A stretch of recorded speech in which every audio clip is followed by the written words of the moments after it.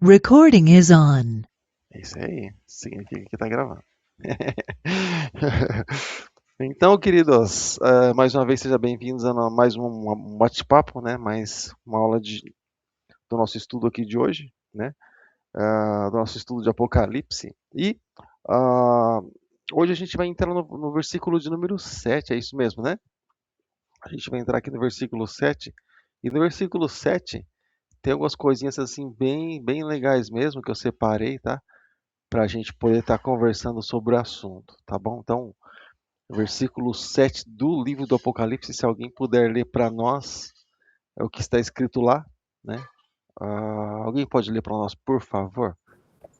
Capítulo 1, versículo 7. Eis que ele vem com as nuvens, e todo olho há de vê-lo, e também aquele que os perfuraram, e todas as famílias da terra se lamentarão por causa dele. Assim seja. Amém. Amém. Olha só que interessante. Então aí, essa é uma palavra, né? É uma profecia aí para uma vinda de Jesus, né? Só comentando, só para a gente entrar dentro do contexto, se fala sobre três vindas de Jesus, né? Primeira, quando ele veio para os homens, aqui em forma de homem, matéria. O pessoal chama a segunda parte de duas etapas, né? Mas enfim. A próxima é arrebatamento, quando abrir e fechar de olhos. Paulo fala sobre isso em Tessalonicenses. A gente vai ler hoje. E também lá para os judeus, um plano que ele tem para os judeus lá depois do período da grande tribulação, tá bom? Então, a gente vai falar bastante sobre isso, por quê? Porque é uma linha assim, muito estreita, aquela coisinha que eu sempre comento, aquele joguinho de palavras, que às vezes a gente acaba confundindo, mas o que será que é isso, né? A gente vai ver sobre isso hoje também. Então, nesse versículo tem muita coisa, muita informação, tá? Por trás desse versículo aí. Então, se você quiser fazer um comentário, levanta a mãozinha ou você dá um toque aí, tá bom? Liga o microfone, reage de alguma forma, tá bom? E então, quero começar aqui com a seguinte palavra: eis que vem com as nuvens, ou seja, então a gente entende, a gente percebe que esse versículo aí, ele fala ah, como diz as pessoas, né? Eu vou chamar igual eles chamam também, né? Da segunda vinda, né? Da segunda etapa. A primeira etapa, quando ele veio na qualidade de homem, matéria, tá? Então, a segunda etapa, tá bom? Aqui, quando o Senhor ele mostra, porque assim tem alguns estudiosos que eles comentam sobre, eu vou falar desde a primeira palavra, né, o eis, né? É começar do, do vem sobre as nuvens, vamos do eis, tá? O eis, ele significa, irmãos, é uma espécie de uma chamada de atenção, né? É como quem diz assim, se desperte para isso, né? Olhe atentamente, né? Leve em consideração, dá um crédito para isso. Eis que, né? A Bíblia fala muito disso. Então é como se chamasse atenção, né? Jesus mesmo usava um tipo de expressão que chamava atenção. Ele usava a expressão em verdade, em verdade. Aqui, essa expressão eis ela é muito usada também, tá? E ela aparece, para você ter ideia, parece pouco, mas assim, ó, são 400 vezes na Bíblia, né? E é usada assim em tempos passados, presente e também em futuro.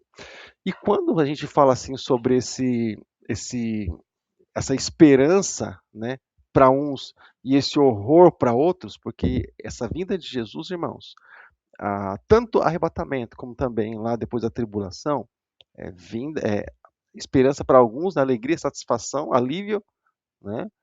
E para outros é a pior coisa que pode acontecer, que vai poder acontecer, né? Justamente seria esse acontecimento aí, tá? A pior coisa. E agora, quando a gente olha, por exemplo, para esse eis que vem com as nuvens dos céus, que a gente imagina, tá? Que passa pela nossa cabeça, né? Que vem assim na nossa mente, né? Que lá em Atos, deixa eu reforçar aqui, lá em Atos. Atos capítulo de número 1. Tá, vamos pegar os versículos que apontam diretamente para isso, só para a gente ter ideia, que através das leituras a gente vai se inteirando, vai se ajustando. Ó, uma Bíblia que eu comento, eu recomendo muito, para estudo, é essa aqui, ó. A Bíblia, essa aqui eu ganhei do pastor Levi, pra você ter ideia. Eu tinha uma dessa, eu dei a minha para ficar com a dele. E ele me deu essa aqui. É Bíblia de estudo, temas em concordância, ela não tem comentário. Só como assim a Bíblia de estudo não tem comentário? Não tem comentário. É a Bíblia se explicando por ela mesma. É muito. Se você para ler esse versículo, por exemplo, todos os outros versículos que existem na Bíblia ligados a esse assunto vão aparecer na sequência. Então é quase que duas Bíblias em uma. Uma é uma Bíblia normal e dentro está toda numerada. Olha só, toda numerada, assim as páginas, assim, esse número que tem bem na lateralzinha, que arremete você para outra passagem que fala sobre o mesmo assunto. É muito interativo, interage bastante com a gente. Mas não tem comentário bíblico. É só Bíblia respondendo Bíblia. É muito legal. Mas Atos capítulo de número 1. Estou falando com você, mas eu não achei aqui. Atos capítulo de número 1. Versículo de número 8. Se alguém pode ler para nós do 8.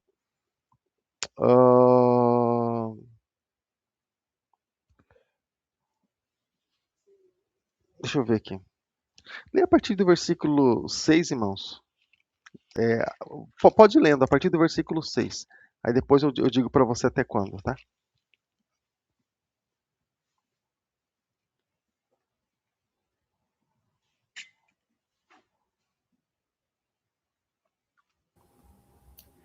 Portanto, aqueles que se haviam reunidos perguntaram-lhe, dizendo: Senhor, tu restaurarás neste tempo o reino de Israel? E ele lhe disse-lhes: Não pertence a vós saber os tempos ou as estações que o Pai estabeleceu pelo seu próprio poder, mas recebereis o poder quando vier sobre vós o Espírito Santo, e sereis minhas testemunhas, tanto em Jerusalém como em toda a Judéia e Samaria, e até a última parte da terra. E tendo falado estas coisas, vendo eles, ele foi levado para cima, e uma nuvem o recebeu, ocultando os seus olhos. E quando eles olhavam firmemente para o céu, enquanto ele subia, eis que dois homens se puseram juntos dele, com vestiduras brancas, os quais lhes disseram: Homens da Galileia, por que estáis aí parados olhando para o céu? Esse mesmo Jesus, que dentre vós foi levado para o céu, há de vir da mesma maneira que o vistes ir para o céu. Amém. Até aqui tá ótimo. Obrigado, Ana. Imagine. Então, aqui, olha só. Bom, fala tudo aqui nesses versículos aqui. Mas o que eu quero comentar, só de uma maneira assim superficial, para a gente não parar muito nessa passagem, é que Jesus falou para eles: olha, o tempo não pertence a vocês, porém, de restauração, você percebe que ele deixou no ar, né? Ou seja, restaurado será, porém, que é isso que eles buscavam no Messias, né? E aqui, por exemplo, quando ele usa aqui, quando os anjos se colocam do lado dele, do lado de Jesus, Jesus vai subindo, os anjos se colocam do lado dele, um de cada lado.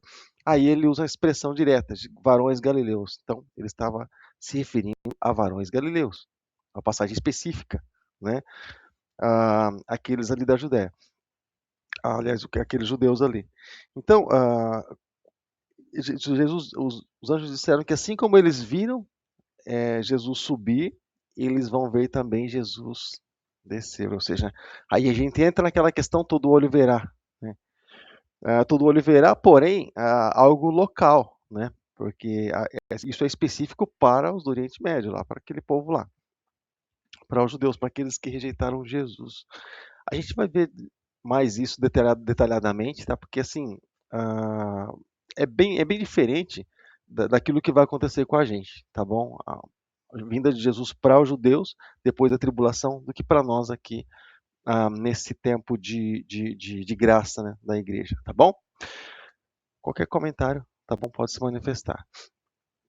Então, querido, essa vinda de Jesus, que é específica ali para o povo judeu, onde Jesus ele vai vir, a igreja já vai estar juntamente com ele, porque até então já aconteceu o arrebatamento, né? Resumindo aqui, procedimento do final lá. Jesus vem, arrebata a igreja, falando de céu, tá? Jesus vem, arrebata a igreja. Os anjos vão fazer essa colheita, aliás. Né? Mas a igreja arrebatada, tal, Jesus apresenta ela para o Pai, 7 anos, noivo com a noiva, né? A igreja e o cordeiro. Depois ele vai vir resgatar os judeus, exatamente nesse tempo, tá? E quando a gente fala 7 anos, aí eu tenho que entrar nas 70 semanas de Daniel lá, tá? Naqueles cálculos lá. Quando ele fala a respeito da interrupção do plano no meio da semana, né? Desse processo, que é 3 anos e meio de falsa paz, que é chamado de tribulação, e depois quando vem realmente o anticristo devastando tudo, que aí chama de grande tribulação. Tá? Mas enquanto isso, a igreja já vai estar diretamente com Jesus, a igreja não vai largar mais dele, tá? Porque ele conquistou para si. Né? Aí já vai participar do resgate lá para os judeus no Monte das Oliveiras, onde os montes vão se fender. Zacarias, Daniel, vários profetas falam sobre isso. Né? E também aí vai acontecer mais algumas coisas aí. Né? Ainda não é literalmente fim. Né? Vai acontecer algumas coisas ainda aí, milênio, vai acontecer algumas coisas aí para frente. Tá legal até aqui, tudo bem? Tá. Então agora eu quero ler com você outra passagem. Essa se refere à igreja. Então nós vimos aí que todo olho verá, né? Assim como, por exemplo, vocês viram subir, vai descer também. Tá. Agora vamos ver de outra forma, a vinda de Jesus de outra forma, para outro povo com outro propósito. 1 Tessalonicenses, capítulo 4, versículos do 13 ao 17. Primeira carta de Tessalonicenses, capítulo 4, versículo de 13 a 17. O que está escrito aí, irmãos? Do 13 ao 17 de 1 Tessalonicenses 4.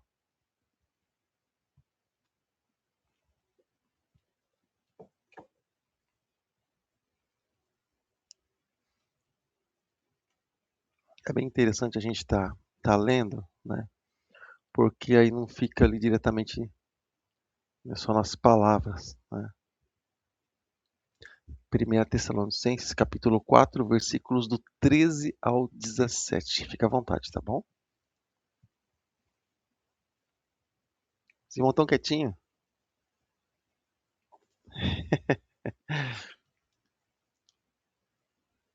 Sala de aula nota 10.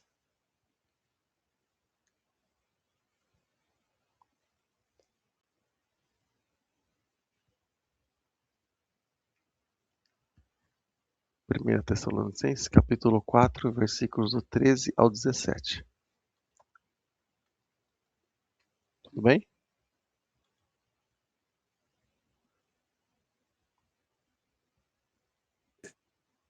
Pode ler? Pode ler. Não queremos, porém, irmãos, que sejais ignorantes com respeito aos que dormem. Para nós, vós entristecerdes como os demais, que não têm esperança. Pois se cremos que Jesus morreu e ressuscitou, assim também Deus, mediante Jesus, trará à sua companhia o que dorme. Ora, ainda vós declaramos, por palavra do Senhor, isto os vivos, ficarmos até a vinda do Senhor. De modo algum precederemos os que dormem.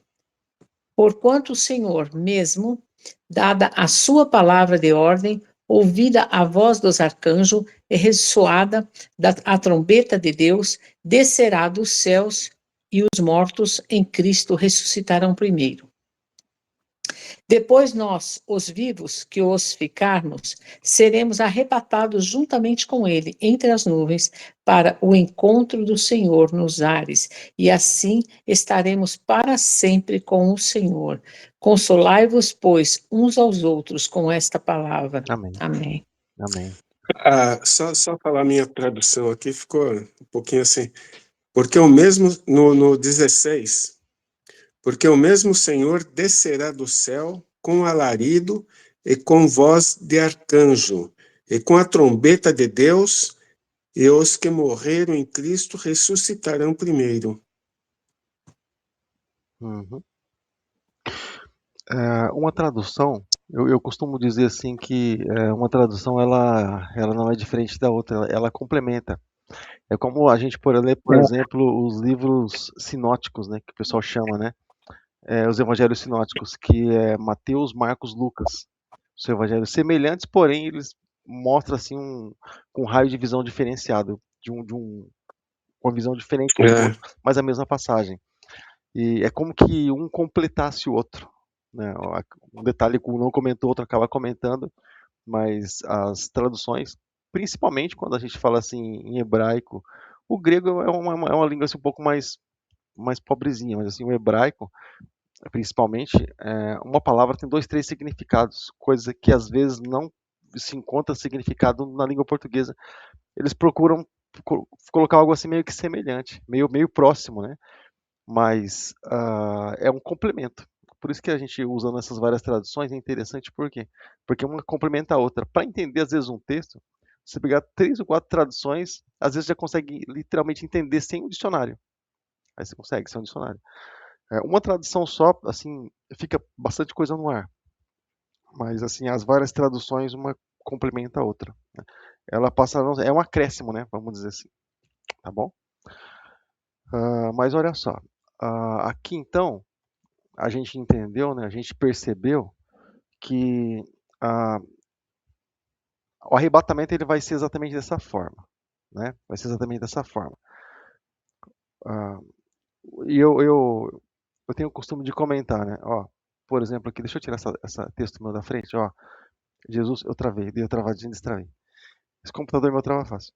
Ele é Jesus vindo, ele fala para nós, ele fala ressoar, é joguinho de palavras, para nós ele fala ressoar. Então eu entendo que, por exemplo, para ela ter ressoado, ela já soou uma vez. Primeira vez ela soa, a segunda ressoa. Esse é o ressoar. Então olha só. E Paulo ele deixa bem claro isso também.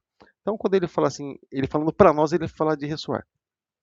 Então o primeiro soar para os que morreram em Cristo, ela ressoa para, vamos imaginar 2 toques, ela soa para eles, ela ressoa para nós, nós ressuscitaremos com os que morreram em Cristo, não precederemos, e aí então nos encontraremos com o Senhor. Ele, nas palavras dele, ele acaba explicando, né, esse ressoar aí, tá bom? Então vai ser mais ou menos assim, mas agora para a igreja, né? Então o judeu, por exemplo, que busca a salvação, ele vai precisar se tornar igreja, né? Porque assim não tem como o judeu hoje, por exemplo, ser salvo na fé, né, que ele professa hoje. Hoje não tem essa condição. Hoje o judeu, por exemplo, ele ser salvo, hoje ele precisa se tornar igreja, tá bom? Então nós temos esse privilégio, né? Entra naquela coisa, veio para o que era o seu, mas os seus não receberam, mas todo quanto receber, ó, os seus não receberam, intervalo. Esse intervalo, dentro da teologia, se chama de tempo dos gentios, tá? É tudo pautado a Bíblia, tudo meio cheio de pauta, de pausa, de como que a música, tem os seus tempos lá. E aí veio para o que era o seu, os seus não receberam. Aí tem esse intervalo. E aí, quando Paulo diz assim, não prego mais para os judeus, vou falar para os gentios. Aí houve um bloco, é como que um tempo de Deus, tratamento com os judeus, né?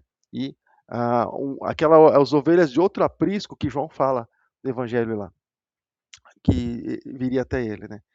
E aí então, nesse tempo dos gentios, justamente Jesus ele fala muitas coisas que os últimos serão os primeiros serão os últimos serão os primeiros. Então, muitas coisas que Jesus fala, ele se refere exatamente a isso. A igreja e gentil, ao povo, né, que eles chamavam, né, de pagão, ou enfim, mas e aos gentios. Então, por várias vezes você vê Jesus deixando de tratar ali diretamente com o povo dele, para ir falar com a mulher samaritana, para ir falar com a mulher cananeia, coisa que o povo desconsiderava, para ir tratar com outros povos, com o endemoniado lá, o judeu nem passava para aquele lado, né, o gadareno, o judeu tinha trauma disso aí.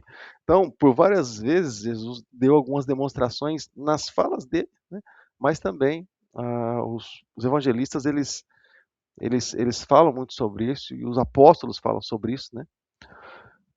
Então aqui a gente vê, né, que nós então estaremos com o Senhor. E aí quando diz aqui, olha, voltando para o processo, para o procedimento dos judeus, que é o versículo que a gente leu lá, né, e eis que vem, né?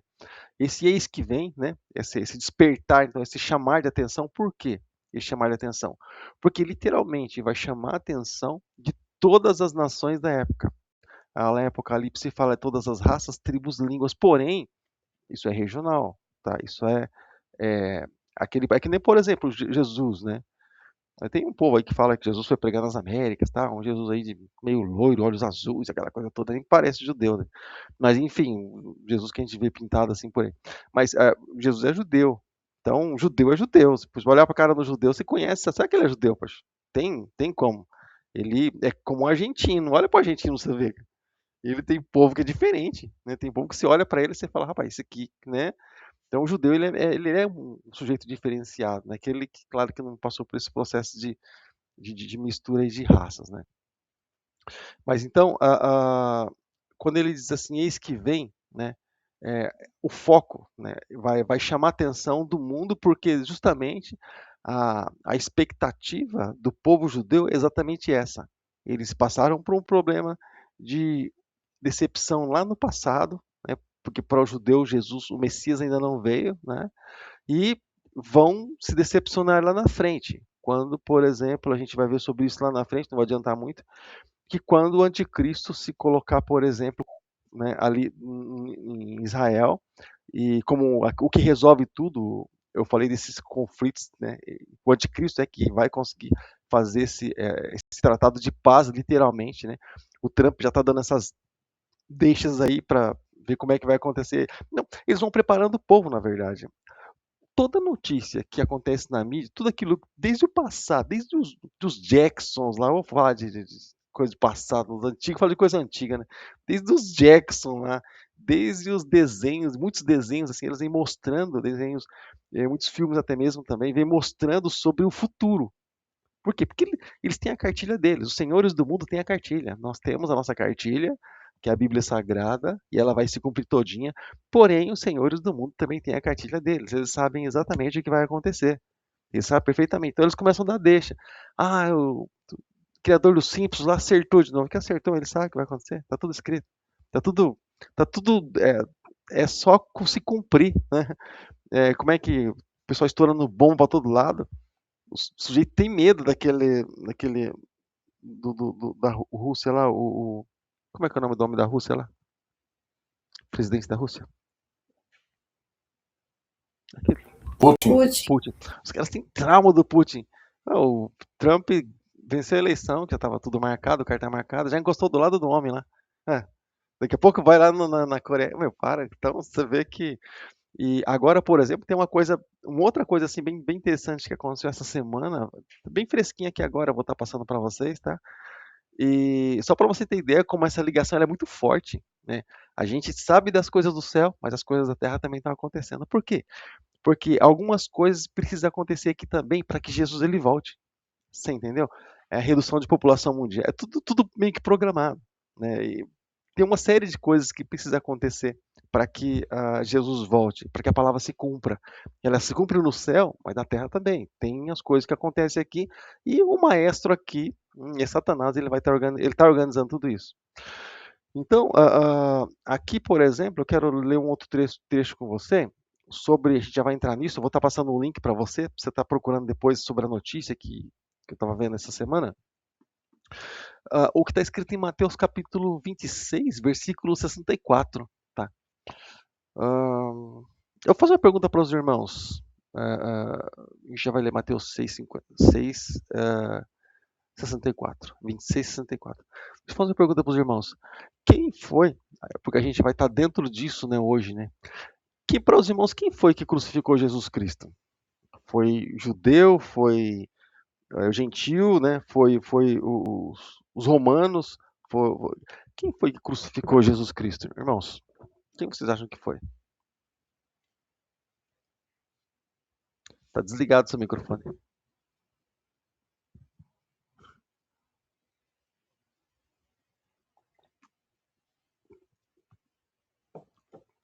Eu li o lábio dela, ela falou que é judeu. Deu para ler o seu lábio.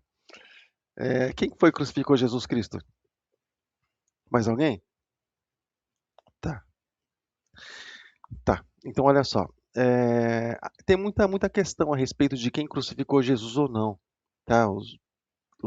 Pedro, quando falava isso, os conterrâneos dele ficavam aterrorizados. Mas olha só. Mateus capítulo 26, versículo 64.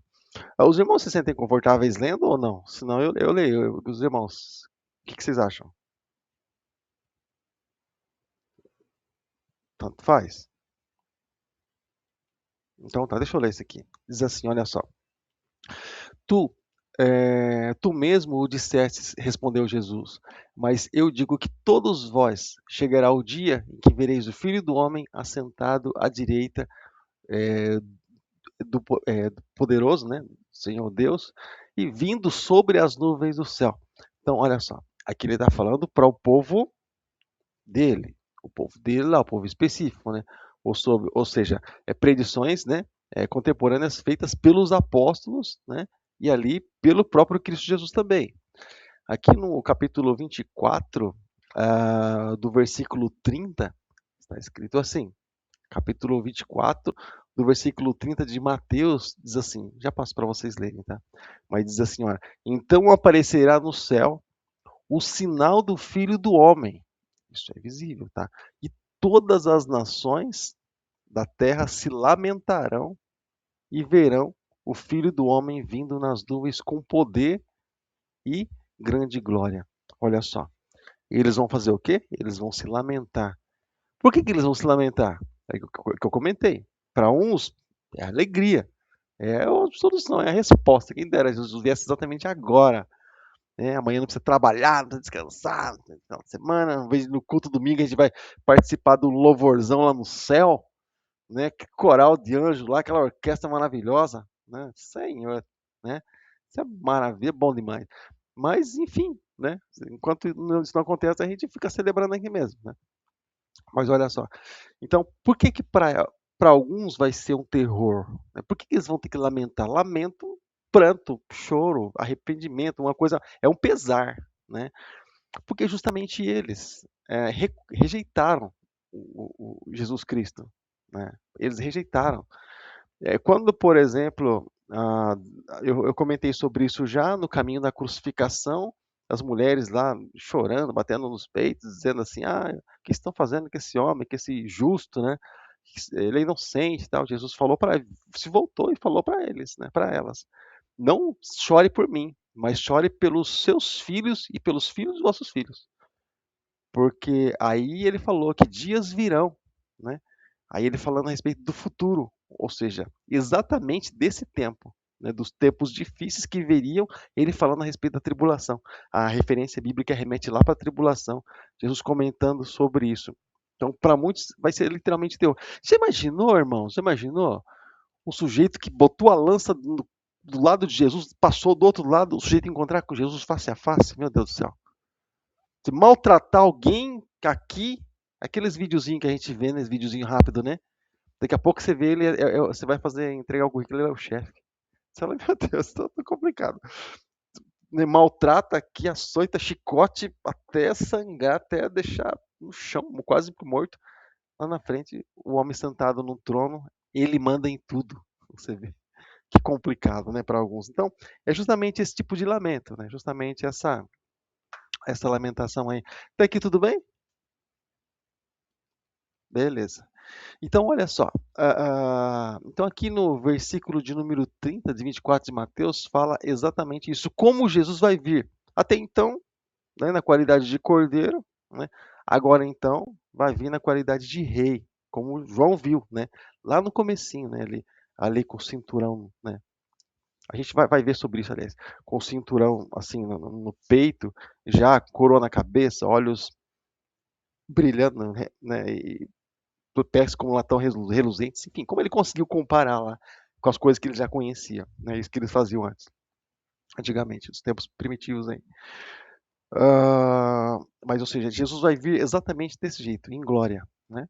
Então, isso indica, esse versículo de número 30 do capítulo 24, indica que no retorno de Jesus Cristo, né, ou seja, a terra, ele vai vir, a manifestação dele vai ser totalmente diferenciada, porque até então ele veio manjedora, vida simples, um rei, manjedora, correndo, fugindo de perseguição de Herodes. Que rei é esse, né?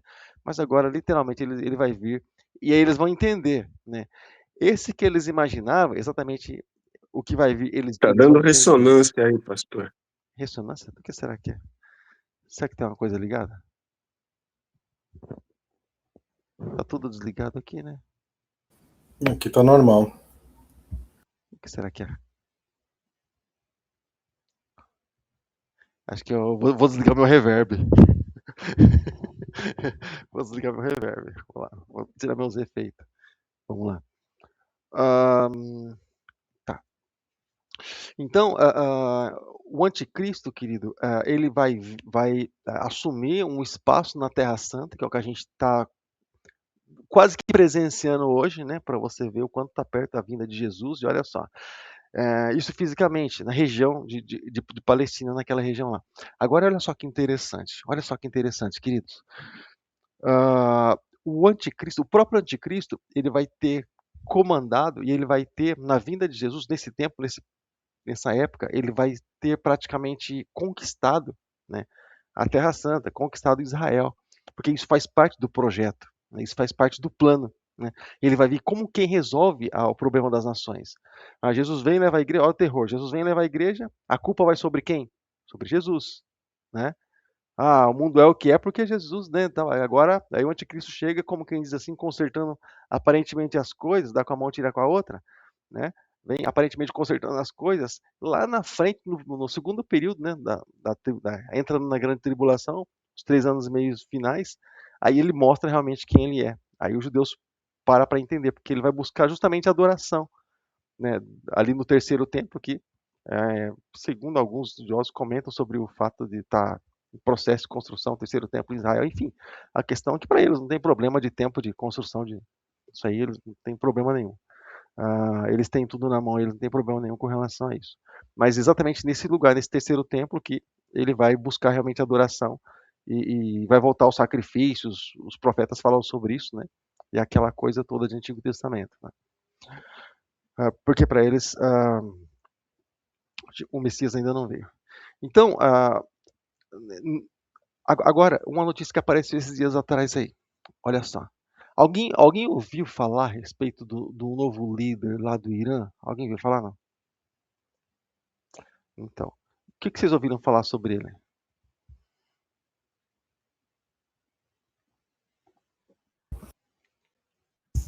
Pastor, cortou um pouco aqui sobre quem? O líder do Irã? Líder do Irã, tá. Alguma coisa que né? destacou? Alguma coisa que destacou para vocês?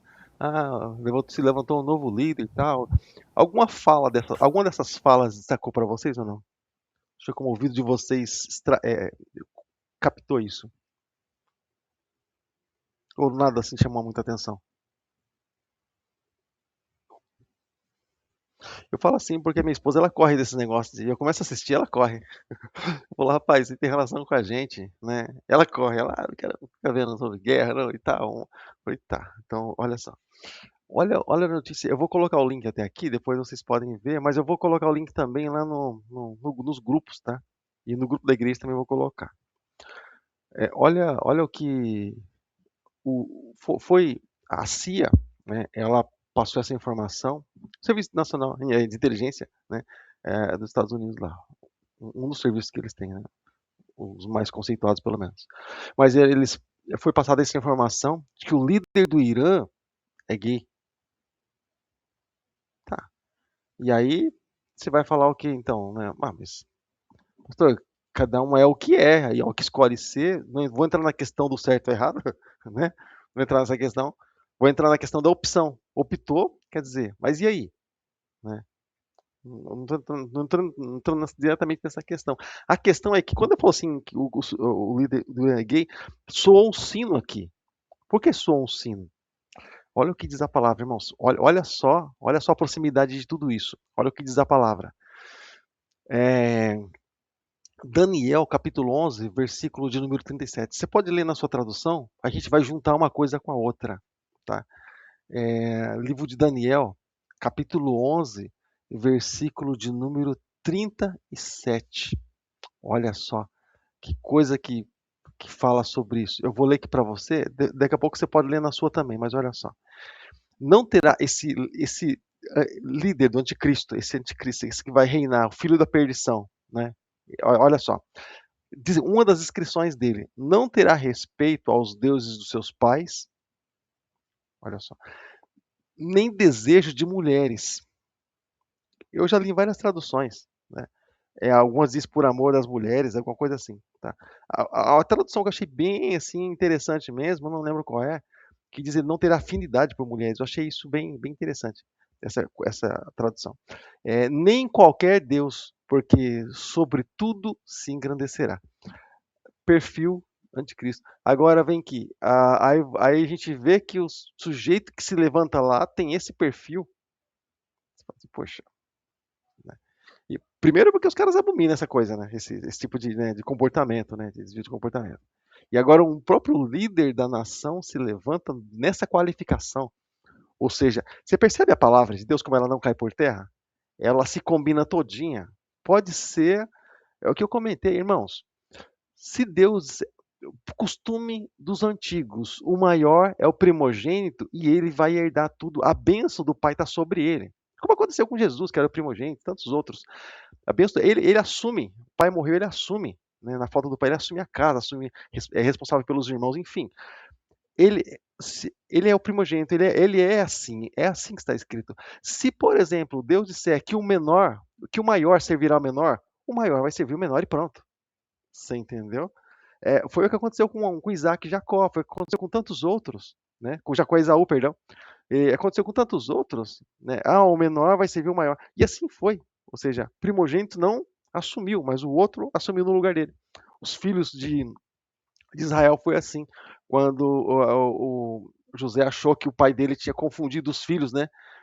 Não, pai, esse é Rubem, esse aqui é outro. Não, tá certo, é isso mesmo que eu quero, sabe? Ele abençoou o menor e no lugar do maior. Eu falei, olha só que curioso.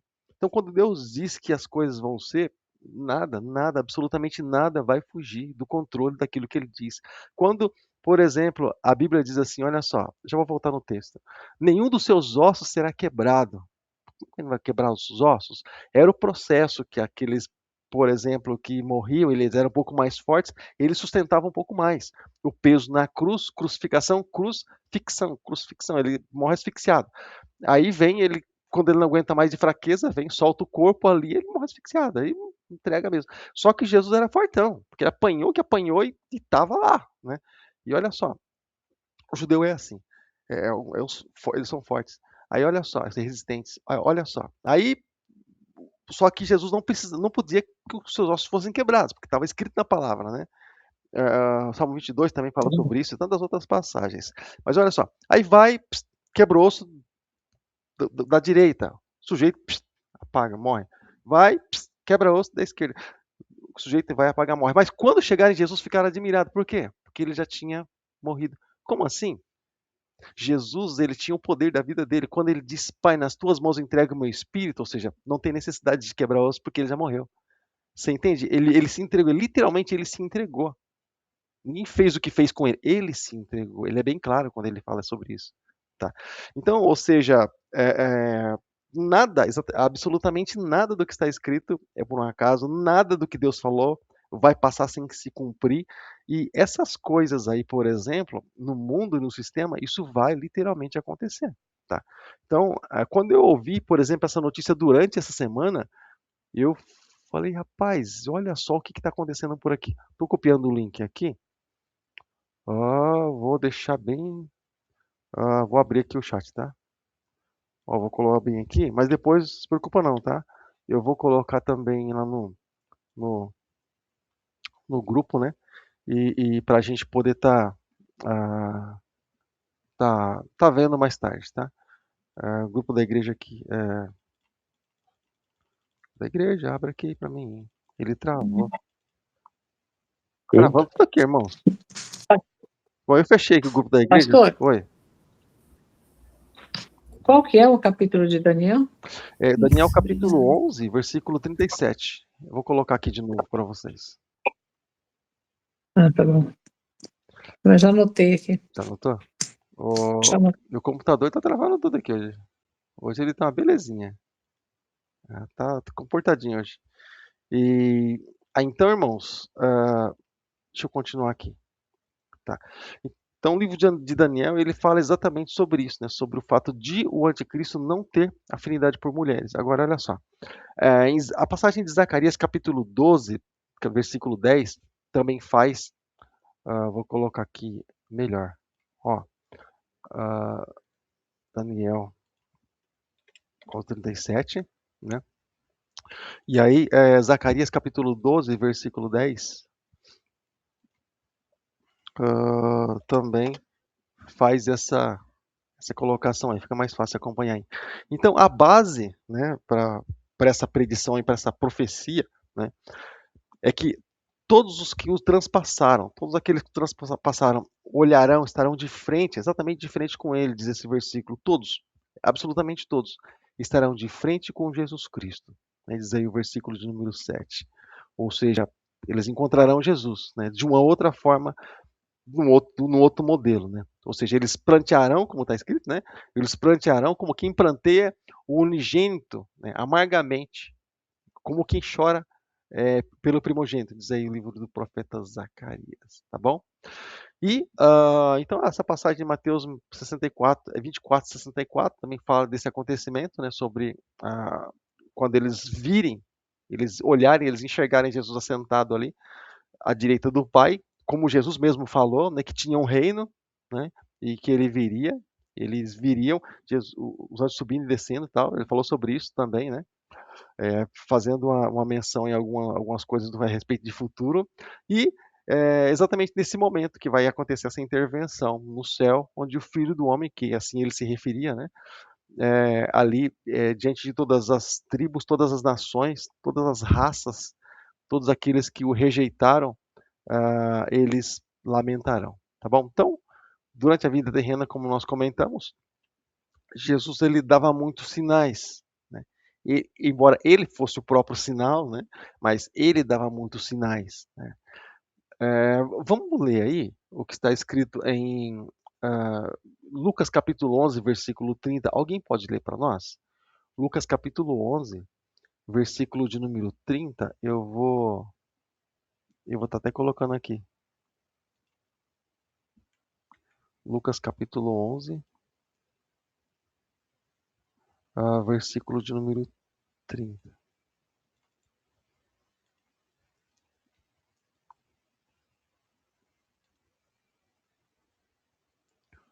Deixa eu colocar aqui de novo.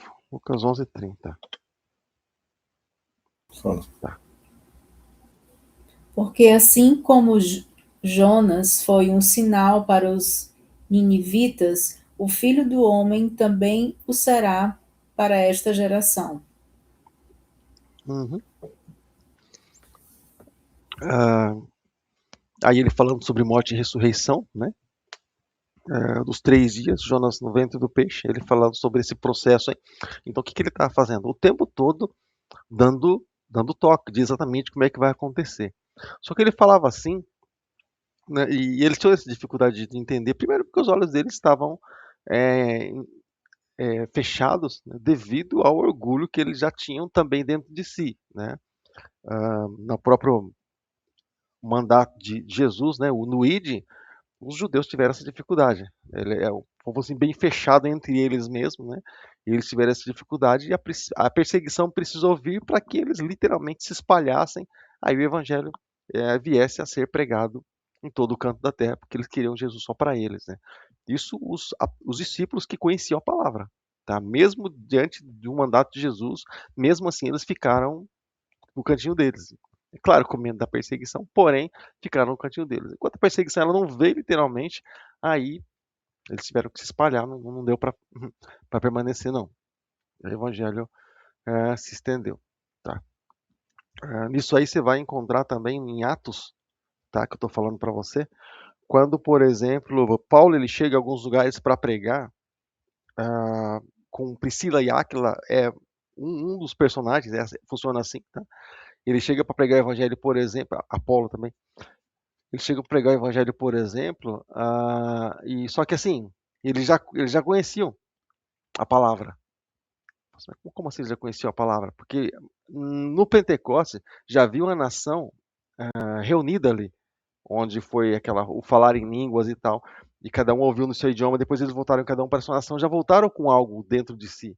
Eles já voltaram com um princípio já. Não conhecia assim num todo, né? Espírito Santo, aquela coisa toda, mas eles já tinham um princípio dentro deles, né? A respeito do evangelho, a respeito da história de Jesus Cristo, tá?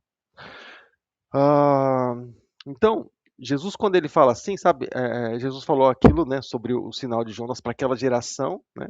Aí Lucas capítulo 11, no verso de número 30, né? E falando também da sua vinda em glória, os judeus eles olharão para o céu, né? Eles abrirão os olhos. E assim, irmãos, eu vejo, por que eu vejo muito, às vezes até compositores, irmãos, eles escrevendo assim algumas canções, alguns cânticos, como se a igreja fosse judeu, tá? Você percebe assim pela letra, você fala, rapaz, esse cântico assim, não, tá, é isso mesmo, mas não é para a igreja. Por exemplo, uma canção, um louvor do Asaf Borba, bem conhecido, Asaf Borba. Ele tem um louvor bem antigo, que ele diz assim: todo olho verá o Filho do Homem, nananana, assim como um relâmpago sai do Oriente e se mostra no Ocidente, assim há de ser a vinda do Filho do Homem. Eles misturam as duas passagens. Em Mateus, versículos separam esse fenômeno todo, a primeira e a segunda. Então, todo olho verá? Não, todo olho. Para a igreja, não. Aí, para a igreja é abrir e fechar de olhos nesse tempo e som da trombeta, o ressoar da trombeta. Esse é o sinal para a igreja. Para os judeus, descida no Monte das Oliveiras, como eu comentei nesses dias atrás, sobre a Aline comentando sobre a fenda que está começando a surgir no monte, né? Que é exatamente o lugar onde, segundo diz a profecia, que Jesus ele virá. Tá bom? Então aqui Jesus, ele, nesse momento, né, como diz aí, Evangelho de Mateus, vou colocar aí para você, tá bom? Em Mateus capítulo de número 14, tá? Eu vou colocar aí para você. Mateus capítulo 14, versículo 62, tá? Vou colocando as referências aí, tá? Até ficar mais fácil. Fala aí sobre o momento, né, onde Jesus ele vai vir, né, e levantará suas mãos e eles contemplarão, né, o sinal dos cravos nas mãos, como Zacarias 12:10 comenta sobre isso, né, e João também comenta sobre isso no capítulo 20, quando Judas, quando Tomé, na dificuldade de crer, né, pede para ver, né, foi ver. Aí levantou o lado para ver a lança que transpassou, mostrou as mãos onde entraram os cravos, né? E, enfim, João também vê isso, né? Aí no comecinho do livro do Apocalipse, tá? Ou seja, mas os judeus eles rejeitaram, houve essa rejeição, tá? E o primeiro sinal aí dessa vinda terrena de Jesus Cristo, né? Desse próximo evento que vai acontecer, né? Onde aí sim as pessoas elas vão acreditar. Por quê? Porque elas vão estar vendo um Jesus como elas traçaram, como elas imaginaram, como elas esperaram quando eles estavam sendo oprimidos por César e por todo aquele pessoal lá, né? A corja de César, né? Os Pilatos, os Herodes lá, aquele povo todo lá, tá bom? Os sumos sacerdotes da época, né? Enfim, eles esperavam o livramento, né, de Jesus exatamente do Messias para com eles, exatamente daquela forma. E Jesus veio de uma outra forma, de um outro modo, né, e eles simplesmente passou desapercebido. Claro, existe um plano, um propósito, um projeto para isso, porém, a questão é que deles simplesmente se passou, né? Eles não perceberam, né? E aí eu vou entrar num momento de reflexão, né? A gente já vai dar um segundo passo aí sobre outras visões, visão histórica. Aí olha só que interessante, né, irmãos? Quando Jesus, a gente imagina Jesus, e é isso assim, em toda a nossa vida é assim, né? A gente cria uma fantasia. Eu estava até comentando sobre isso nesses videozinhos que eu gravo, videozinhos curtos, né? Quando, por exemplo, a gente começa a criar uma expectativa a respeito de alguma coisa, a respeito de alguém, a respeito de um acontecimento, né? A gente começa a criar uma fantasia sobre aquilo, e aquilo começa a crescer muito para a gente, né? A gente começa a criar a expectativa do tamanho do céu. E aí não acontece exatamente como a gente gostaria que fosse, ou a pessoa não é como a gente achou que fosse, ou o trabalho não é aquilo que a gente esperava, ou aquela porta não é bem assim, ou aquele acontecimento não foi bem aquilo que eu achei. A gente começa a murchar, a gente começa a apagar, nossos olhos começam a se apagar. Olha só, eles imaginaram algo a respeito do Messias. Não era como eles imaginaram. O que aconteceu? Eles não enxergaram mais nada, não conseguiram enxergar mais nada, né? Eles só enxergaram a fantasia deles, como eles imaginaram que Jesus viria. É só isso, né? Mas, enfim, tá bom até aqui? Então a gente vai entrar agora. Qualquer coisa, irmão, dá um toque, tá bom? Eu tô falando hoje, tá bom? O pastor Pedro não tá aí, eu tô fazendo a vez dele. Então, irmãos, vamos olhar esse versículo, então, de um ponto histórico, tá? Porque o que enriquece, irmãos, a leitura da Bíblia? A gente, é como as versões. O que enriquece a nossa leitura da Bíblia? Você pega várias versões, um versículo vai completando ali, né, a leitura do mesmo em outras versões, e é legal tudo isso. Quando a gente pega uma situação, é interessante a gente, por exemplo, tem algo ali, né, em tal lugar. Você pergunta para a pessoa, o que você está vendo? Você pode pensar assim, nossa, mas isso aí é coisa... Não, não, não, não, não. Você vê, Deus ele faz isso, um dos profetas que Deus faz isso por várias vezes com Jeremias. Tem lá uma panela lá tal, e Jeremias, olha para a tua direita. O que você está vendo, Jeremias? Jeremias aí viu a panela.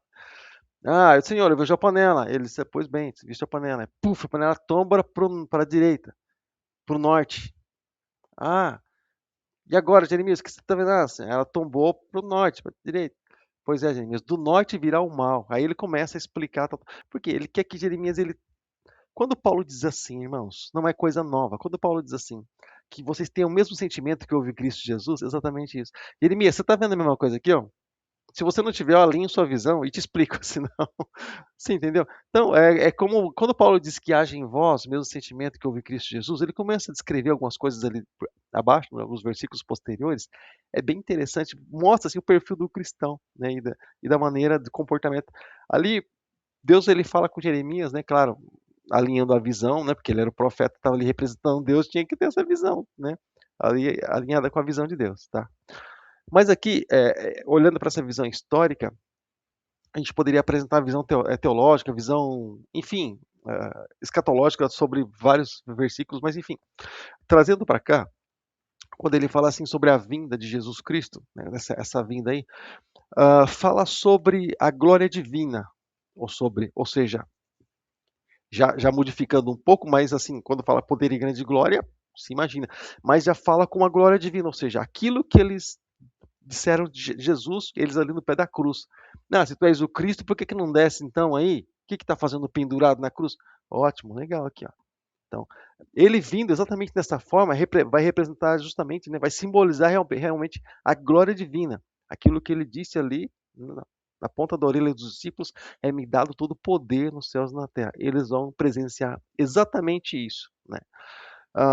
Desce da cruz, tal. Não era tempo de ele descer da cruz. Agora é tempo de ele descer nas nuvens.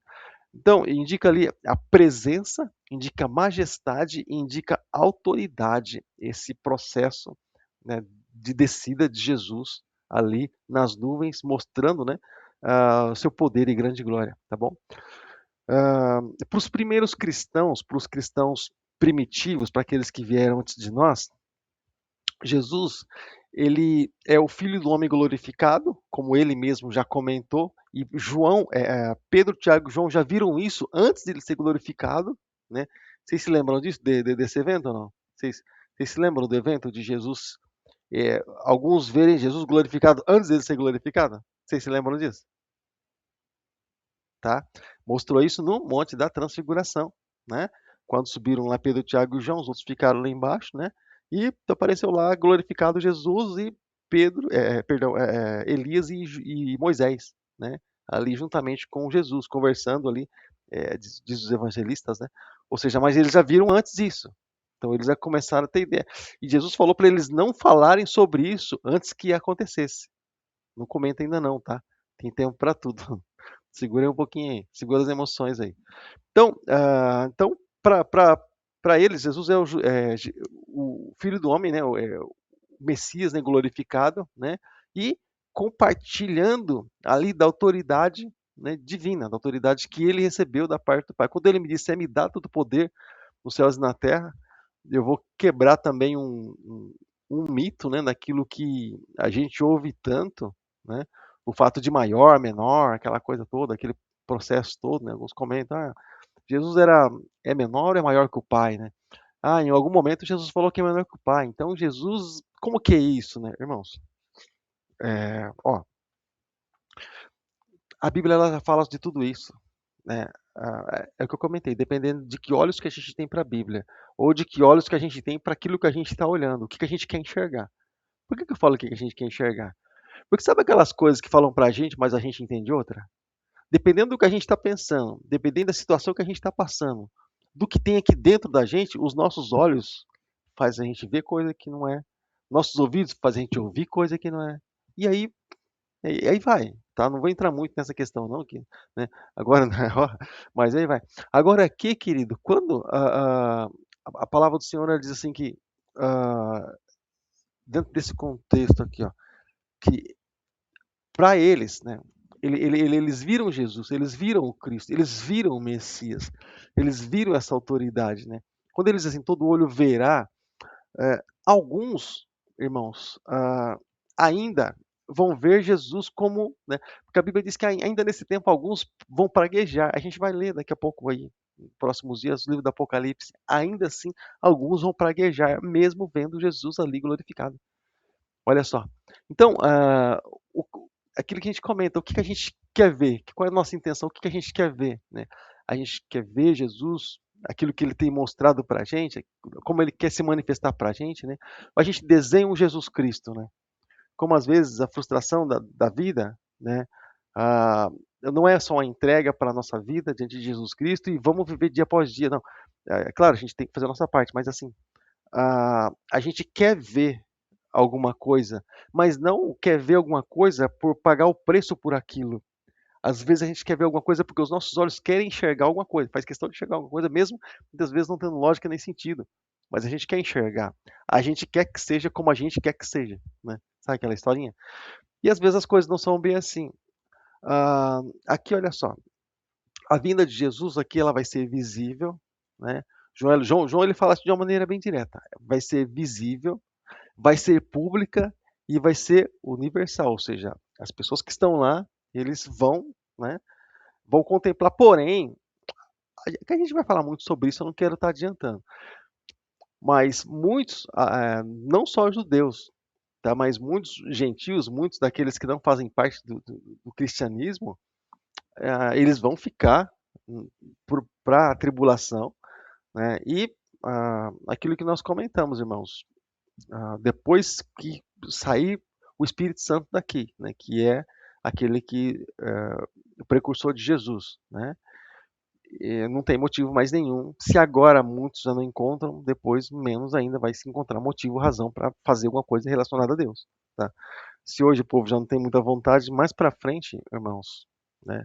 Aí que a vontade ela vai embora mesmo, tá? Então, aquele privilégio, né, de o Espírito Santo declarar a vontade de Deus no coração das pessoas, isso vai passar, tá? É só arrebatamento acontecer, tudo isso vai passar, porque o tempo já passou e a porta da arca já fechou, né? Aí é só esperar a água vir mesmo, tá? Então, até aqueles que o transpassaram, ou seja, mostra também, né, responsáveis pela rejeição e responsáveis pela crucificação. Quando eu perguntei, por exemplo, quem crucificou Jesus, tá, os judeus, né? Tá. Aí Pedro fala sobre isso, o povo fica assim muito bravo com ele. Mas assim, quem foi que rejeitou Jesus? Os judeus. Quem foi que criou falso testemunho a respeito de Jesus? Não estou falando de pressão, nem daquilo que houve por parte dos religiosos, das autoridades. A questão é que aconteceu, né? Não suportou pressão e acabou rendendo às autoridades. Mas, ou seja, quem que rejeitou Jesus? Quem que falou que Jesus estava blasfemando e aquela coisa toda? Os judeus. Então, quem que levou Jesus, né, lá diretamente para as autoridades? Judeus, né? O Judas foi um desses que participou do negócio e acabou entregando Jesus Cristo, né? Vendendo Jesus por preço de escravo. Agora, olha só. Quando, por exemplo, os romanos simplesmente executaram aquilo que os judeus eles não fizeram, mas ele foi amando. Então, o que a gente entende? Se alguém manda alguém executar, por exemplo, outra pessoa, quem é que tem culpa? A pessoa que executou? Sim, tem culpa no cartório? Sim, até que sim. Mas o culpado principal é a pessoa que pediu a execução. Esse é o que está no topo da investigação. A pessoa que. Então, quem crucificou, literalmente, quem crucificou Jesus foi os judeus. Os judeus crucificaram Jesus Cristo. Não foi diretamente os romanos. Os romanos foi de uma maneira indireta, estavam fazendo o trabalho deles, centurião romano e tudo mais, mas os judeus crucificaram Jesus Cristo. Tá?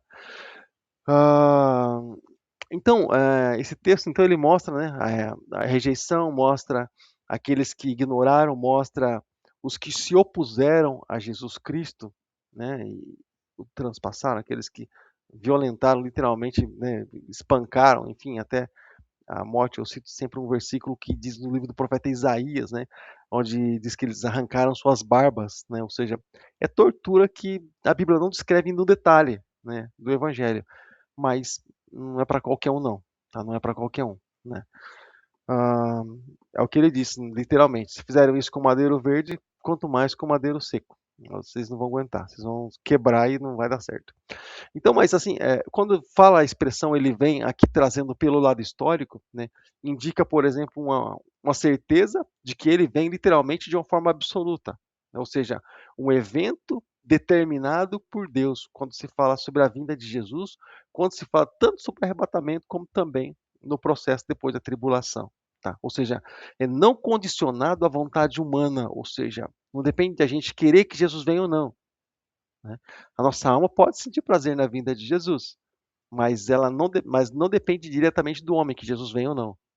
Deus diz que virá, né? E a palavra do Senhor diz que virá, então ele virá. Tá? Então, dentro da escatologia bíblica, que é o estudo do fim, né, de todo fim dos tempos, né, pergunta, né, faz uma interrogação, né? E quando ele será plenamente a sua vinda revelada? Quando Pedro falou assim sobre o final, Senhor, mas quando é que vai ser isso, Senhor? Deus falou assim para eles que o tempo não importa, mas ele falou assim que a restituição, a restauração de Israel ela vai acontecer, ou seja, a restauração de Israel ela vai acontecer. A restauração de Israel, quando é que Israel vai ser restaurado? Né? Quando é que vai acontecer essa restauração? Quando que a Nova Jerusalém vai descer, como diz os profetas, vai descer sobre a antiga Jerusalém e vai aplanar, vai retificar, né?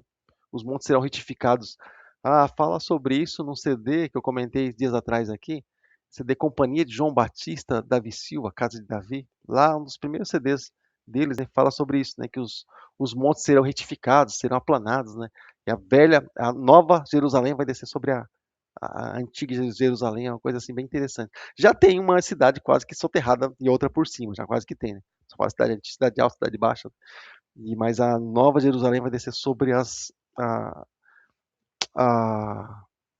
Vera de Jerusalém, que é aquilo que os profetas eles falam, tá? A gente vai ver sobre tudo isso, tá bom, irmãos? Eu só não vou adiantar muito, tá? Senão a gente vai falar duas vezes sobre o mesmo assunto, você vai falar, ele já falou sobre esse negócio. Daí a gente vai estar lendo o versículo e falando de novo. Então, olhando dentro do ponto histórico, irmãos, quando a gente fala sobre eles lamentarão, né?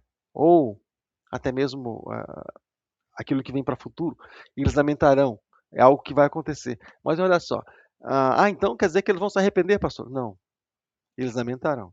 Arrependimento é aquilo que a gente faz e em vida a gente se entristece por aquilo que fez de errado, né? A gente entendeu que é errado, a gente se arrependeu. E a gente, se tiver oportunidade, se conserta. Se não tiver, cara, não se conserta. Para algumas referências, eu uso o ladrão da cruz, cara. Que ele estava na cruz, ele buscou Jesus, reconheceu Jesus como Senhor e Salvador e reconheceu que Jesus era rei, mas não deu tempo dele descer e mudar de atitude, mas ele ali na cruz ele se arrependeu. Não deu tempo de mudar a vida dele, mas ali houve arrependimento. Então, quando eu falo aqui, por exemplo, que não é um arrependimento genuíno, isso está na sua apostila, né? Quando não é arrependimento genuíno, por quê? Porque simplesmente tomaram atitude errada, um erro cobriu outro erro, um abismo chamou outro abismo, né? Como diz o livro de Salmos. E houve, lá no finalzinho do Evangelho de Mateus, que houve o suborno, né? Onde os soldados foram pagos para dizer que dormiram e os discípulos vieram roubar o corpo e eles ficaram com essa palavra, né? E não que Jesus realmente tinha ressuscitado, desceu um anjo, ali rolou a pedra e Jesus ressuscitou. Não foi com essa palavra, foi com... Estão debaixo de um erro aí, e até então, tá? Com essa palavra que eles estão. Então, ou seja, é arrependimento genuíno? Não. É um medo de uma consequência, né? Ou seja, é como fosse um reconhecimento tardio, né? Ou seja, então aquilo que nós comentamos, é o terror para alguns, né? É um choque diante de uma verdade que eles não imaginaram não encontrar, né? Jesus, né, passou, né? A gente engana as autoridades né, passa isso para frente, joga essa palavra para o povo, de que o corpo foi roubado e pronto, né? Não vão acreditar que Jesus ressuscitou. Mas e aí, quando dá exatamente de frente com essa verdade? Na minha época, irmãos, eu vou tomar uma aguinha agora, você fica à vontade. Na minha época, os antigos diziam assim que a mentira tem perna curta. É assim mesmo ou não? Mentira tem perna curta? Sabia que nem que tinha perna, mas enfim. É assim, Maria. Maurício sabe. É assim, Maurício? É isso mesmo. É isso mesmo. Só o do Lula que tem perna longa.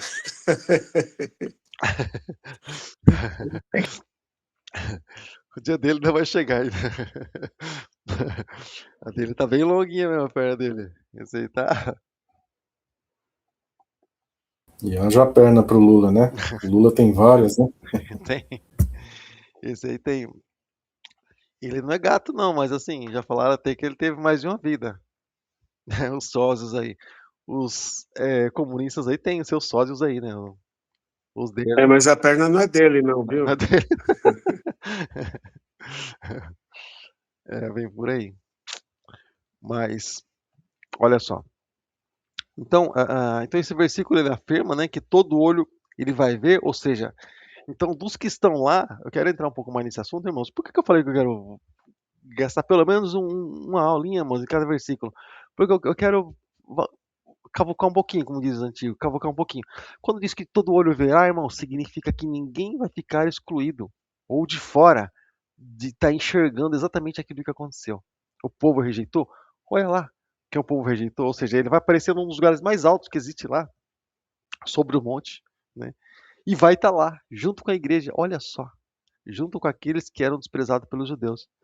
E todos de lá eles vão ver Jesus Cristo, né? Todos que desprezaram ele.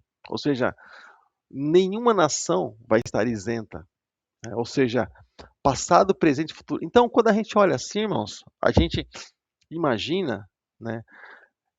Vai ser quase que vai ser uma sacudida, mas quase que um juízo psicológico, se é que eu posso dizer assim, não sei se existe isso, né? Porque a esperança deles ainda possivelmente estivesse no Messias, mas ainda assim, eles foram entregues. Agora, deixa eu falar uma coisa, irmãos, deixa eu falar uma coisa. Trazendo aqui para nós, para cristianismo, vamos trazer aqui para um momento de reflexão também. Ó, pastor, mas eles foram enganados, né? Pelos soldados, depois pelas autoridades, e esse engano se estendeu por toda a nação. Então, para eles não vê ainda. Tá, foram enganados. Tá. Mas Adão e Eva também foram enganados. Aliás, diz que Eva foi enganada, né? A Eva simplesmente reportou engano para Adão, mas A personagem principal ali, Eva foi enganada. Agora, olha só, mas eles, como assim Deus aceita um negócio desse? Irmãos, eu sempre comento, existe uma palavra que ela é absoluta. Se não cremos nela, aí estamos sujeitos a todo tipo de engano. Romanos fala sobre isso, né? É como se a gente estivesse dando legalidade para o engano, para ele entrar na vida da gente, depois pode ser que a gente não tenha controle. Os judeus, eles entraram nesse engano. E há uma palavra dita, um dos evangelistas só diz isso, não lembro qual. E ele diz assim, entre a conversa que aconteceu ali no pé da cruz,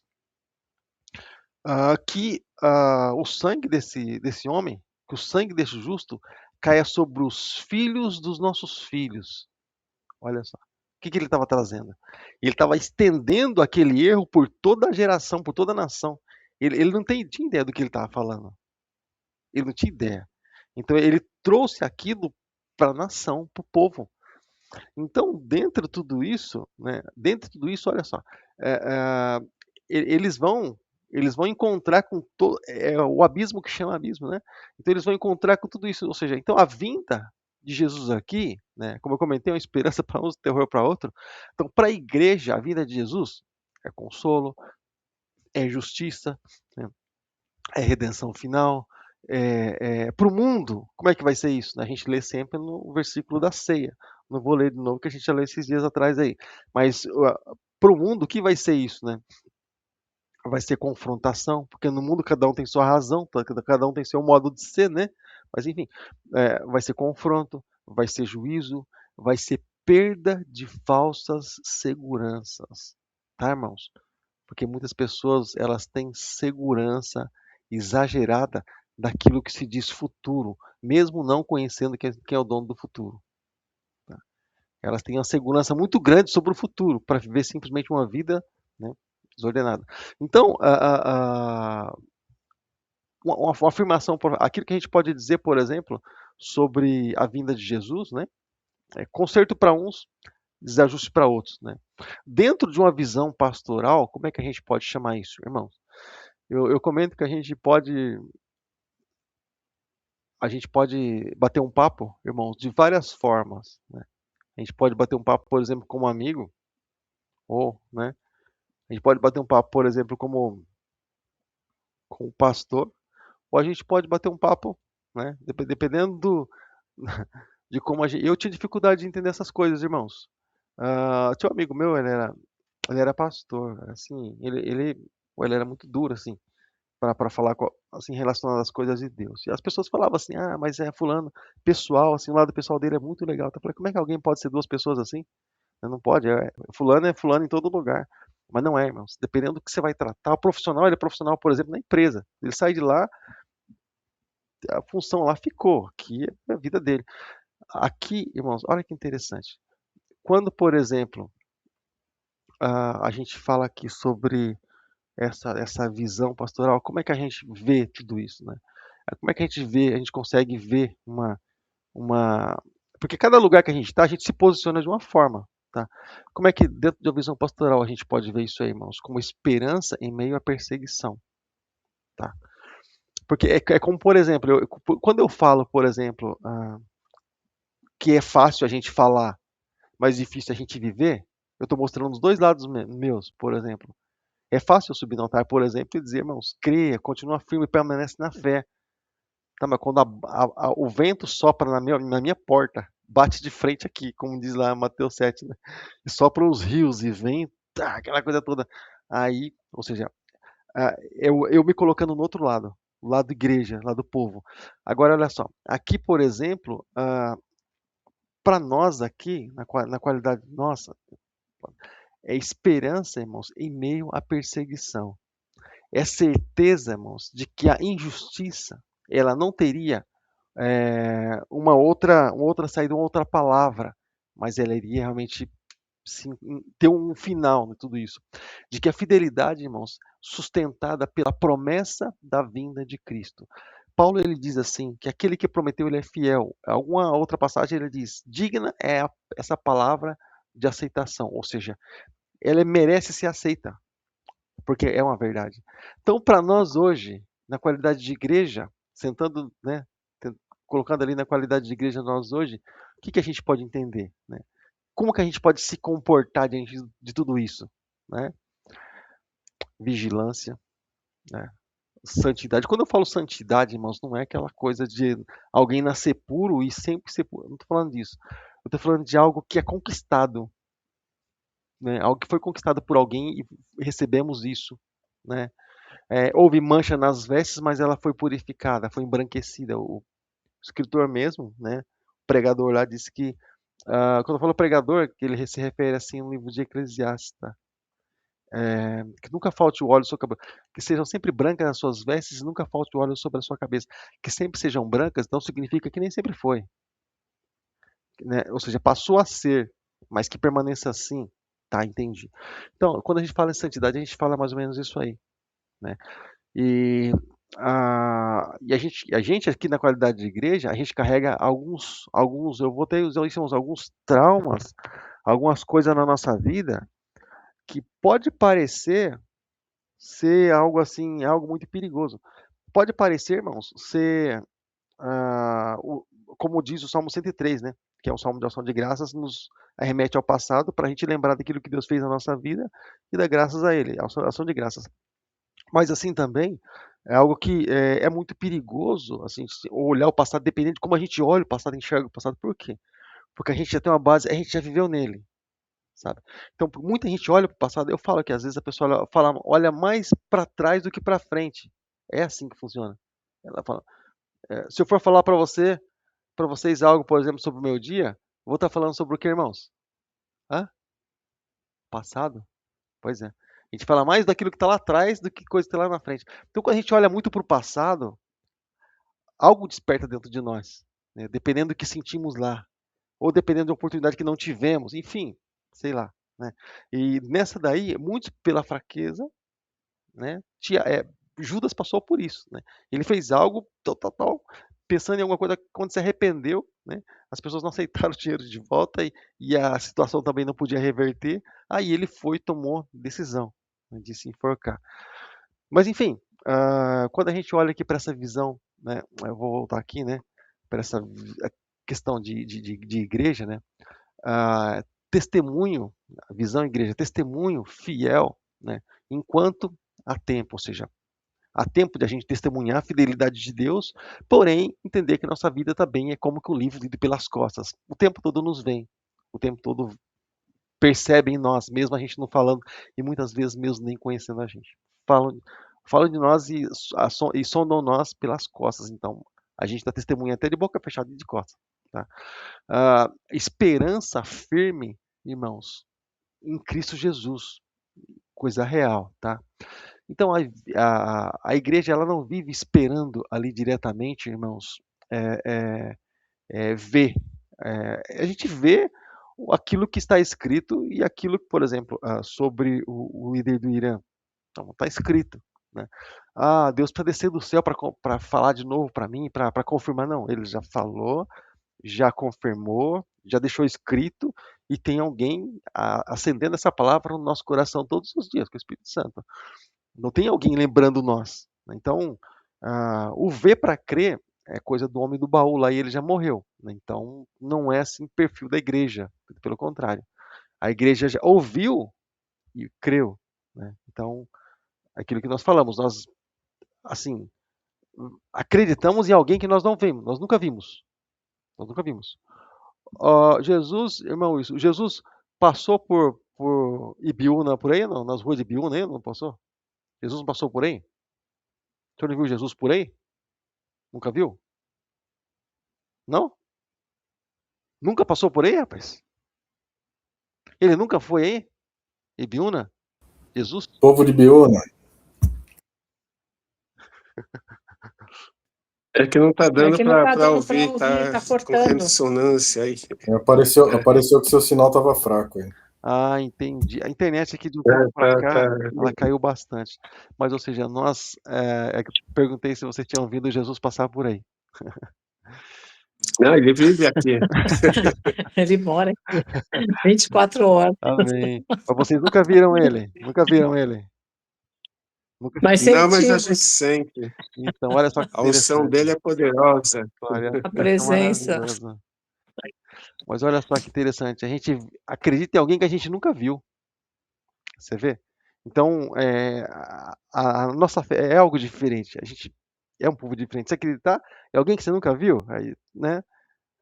Ou seja, aqui então em Apocalipse, no capítulo de número 1, versículo 7, né, mostrou e nos mostra Cristo, como ele virá de uma forma gloriosa e visível ali diretamente para o povo. Versículo 7 fala especificamente do povo. Eu fiz as duas colocações para ficar claro assim sobre uma diferencinha sobre igreja e gentil, igreja e judeu, né? Tá. Ah, mas mostra exatamente, né, que ele vai vir para os judeus de uma forma visível, tá?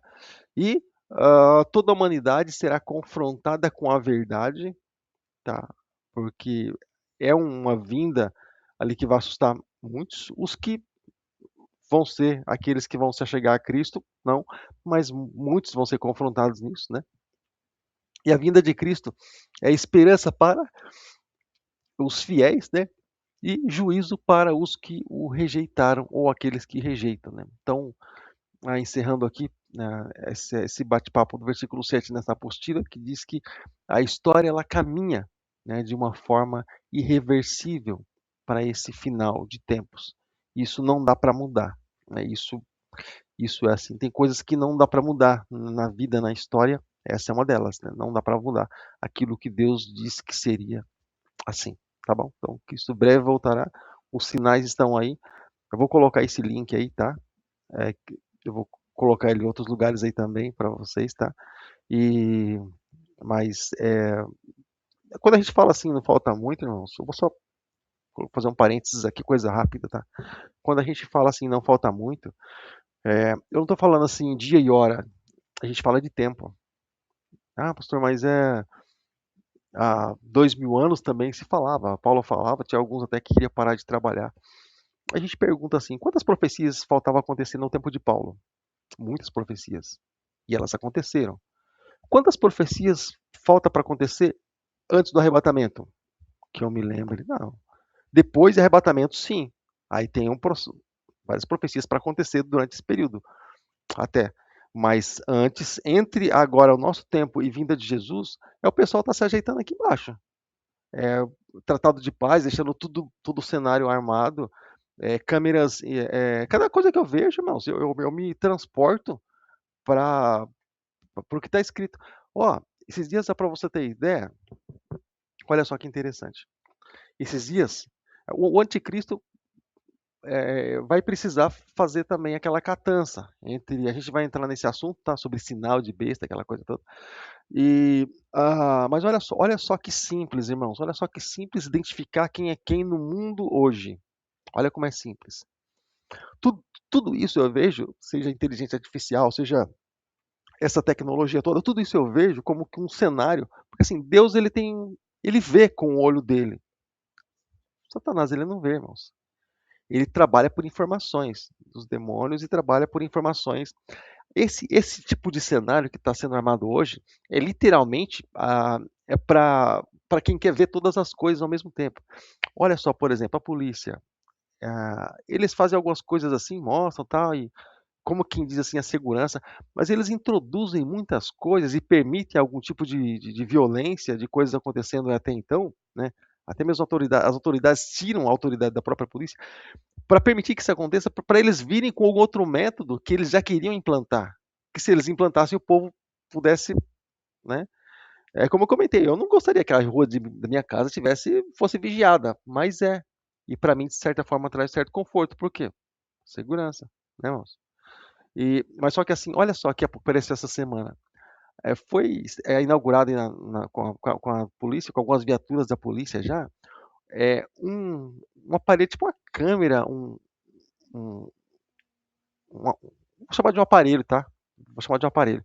Assim, a viatura ela vai passando, simplesmente passando, irmão. É tipo aquelas câmeras que tem instalada, que faz reconhecimento facial, sabe?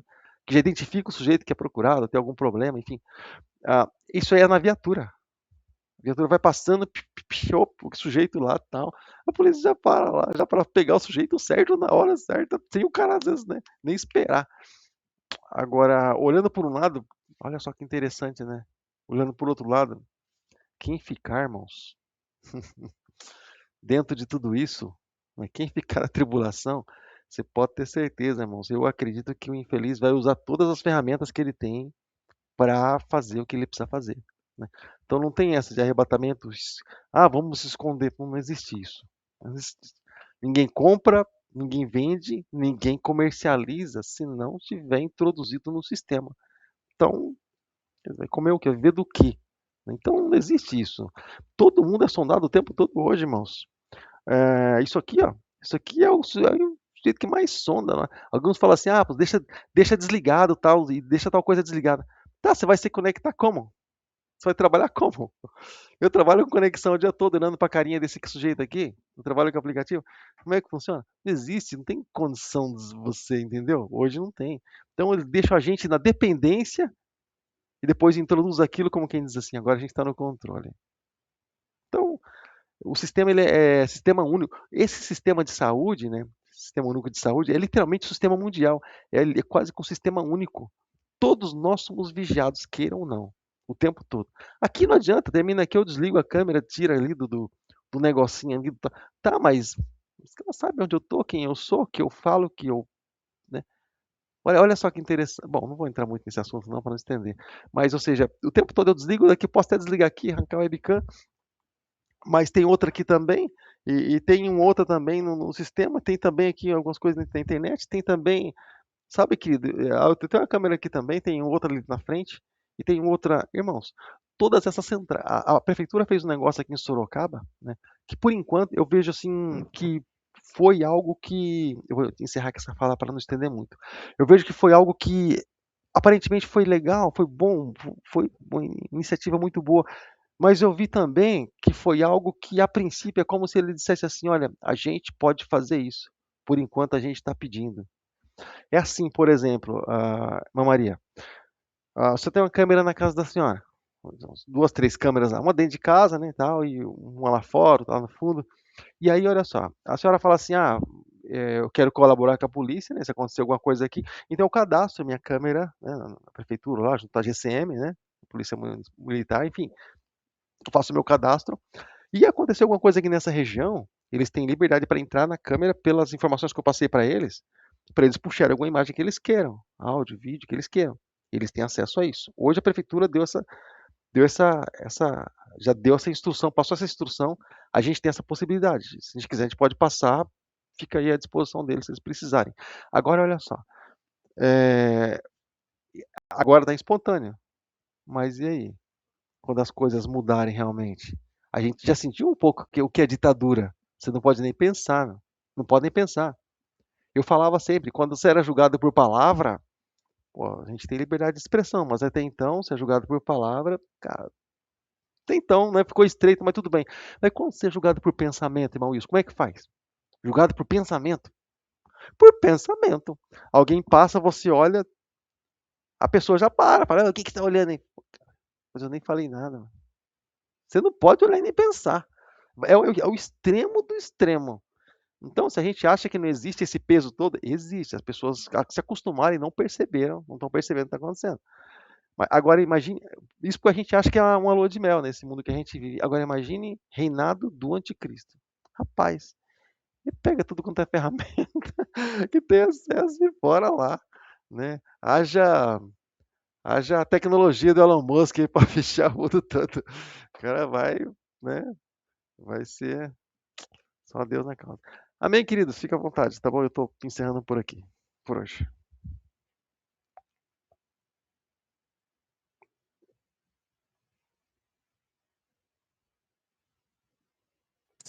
Outro dia estava eu e a Ivone, a gente estava dentro do carro conversando, e de repente no celular falou: eu vi que vocês estão precisando de um médico, se quiser eu levo eu levo vocês no hospital mais próximo aqui.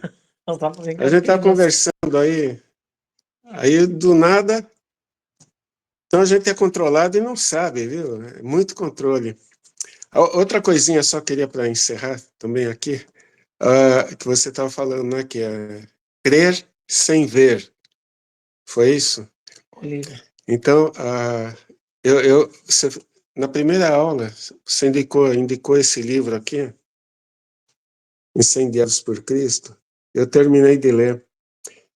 E aí a gente vê, né, essas 15 histórias de mártires sendo mortos, e eles podiam falar, não, e eles insistiam para você desistir e não vai ser morto. Não, mas eu creio e não vou desistir. Iam tudo para a fogueira, tudo para ser mortos. São mártires e nenhum deles desistiu da fé. Isso foi em 1526, 1530. E realmente a gente vê, né, o que é a fé, a verdadeira fé, que eles morreram, mas não renunciaram à fé. É bonito e triste ao mesmo tempo, porque eles foram perseguidos pela Igreja Católica. Por quê? Porque eles não acreditavam que... Bom, só explicar para quem não leu ainda o livro, então, que você... eles morreram porque eles não acreditavam que, no caso, né? Eu nasci num berço católico também, e fui batizado e crismado, mas eu era criança, não lembro de nada disso. E depois eu fui batizado quando eu tinha consciência e me converti. E eles morreram porque não creram que o batismo de criança valesse, porque não tinha consciência. E aí eles se batizaram novamente. E são os... Como é o nome do pessoal aí? O Anabatismo. Anabatismo, né?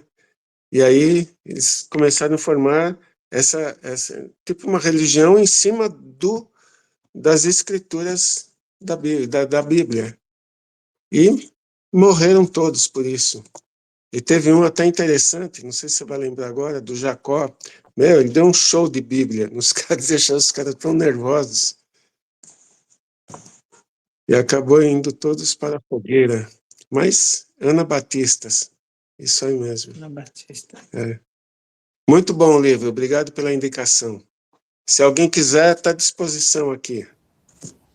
Vou buscar amanhã, tá? Vou buscar amanhã, pode ser? Tá bom, Pode pode venha, ler. querida. Obrigada. E aí, depois que você ler, repassa para quem não leu. E quem Pode quiser, deixar. né? Tá bem? Pode deixar. Dentro desse meio, Maurício, quando eu comecei a levar assim, umas sacudidas mesmo assim, para o Evangelho. Ah, eu vi vários artigos já, né, que falam os primeiros cristãos, o povo sim na arena e os leões ali prontos para primeiro que se manifestasse, o leão já ia pegar. Mas tem um outro que Acorrentados por Cristo, e vários livros assim de mártires, que tem muitas histórias que acontecem por aí, né? Tem um livro, eu tenho até aqui. Eu vou ver se eu tenho aqui. Se eu tiver aqui, terminar aqui, eu já vou procurar ele, eu vou deixar aqui em cima da mesa. E- mas foi uma história que me chamou muita atenção nesse livro, é que eu li vários, deve estar misturado com os outros aí. É de um senhorzinho que quando o povo foi preso, o povo da cidade dele foi preso, os cristãos que pegaram todos eles, estavam bem na hora do culto. Aí chegou lá, levou. Só que nesse dia ele não tinha ido no culto. Ele estava doente, não tinha ido no culto. Ele ficou sabendo que tinha prendido os irmãos, né, que dele, né, puxa, prenderam os irmãos. Eu não sei se eu me esconderia, o que eu faria, né, intercederia. Ele foi até o local onde os irmãos estavam presos. Ele pediu para ser preso também, porque ele não se sentiu digno de os irmãos dele estarem presos por causa do evangelho e eles, sabe, como quem diz assim. Você fala, existe gente assim? Bom, olha os Pedro e João, por exemplo, quando eles foram açoitados, né, a princípio, pelas autoridades. Eles foram açoitados, ou seja, apanharam, né, vamos, grosso modo, né, de maneira mais clara, apanharam e voltaram festejando, porque, puxa, apanhamos por causa de Jesus. Então, você vê que coisa que é essa, né? E lá esse moço, esse senhorzinho dessa forma, puxa, dos irmãos estão aí, eu também sou cristão, e vai preso também. Então, você vê cada coisa que acontece assim, né? E, bom, fica aí um exemplo, né, para a igreja de hoje, né? Mas, glória a Deus. Assim, eu gosto desse bichinho, eu gosto demais. Eu gosto demais, eu sou suspeito de falar. Eu gosto demais. É a belezinha. Queridos, Deus abençoe grandemente a vida de vocês. Obrigado pelo carinho. Obrigado pela participação, tá bom? Semana vocês estavam meio quietinhos hoje, mas tá bom. Semana que vem, às 8 horas da noite, a gente se fala novamente, tá bom? Deus abençoe. Então, nós que agradecemos. Foi muito boa, muito esclarecedora. Amém. Foi muito bom. Amém. Um ótimo final de semana e que Deus abençoe a todos. Na paz, Senhor. Paz, paz. Deus Amém. abençoe. Bom fim de semana. Bom final de semana a todos. Obrigada, pastor. Paz.